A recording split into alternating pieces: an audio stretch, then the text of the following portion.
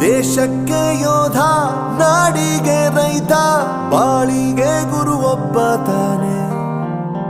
ಅಕ್ಷರ ಕಲಿಸೋ, ಅಜ್ಞಾನ ಅಳಿಸೋ, ಅವನೂನು ಅನ್ನದಾತಾನೆ.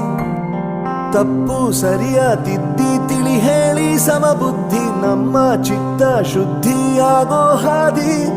ಎಷ್ಟೇ ದೂರ ಹೋದ್ರೂ ಮರಿಬೇಡ ನಿನ್ನ ಬೇರು, ನಿನ್ನ ಸಾಧನೆಗೆಲ್ಲ ಇದುವೇ ಆದಿ.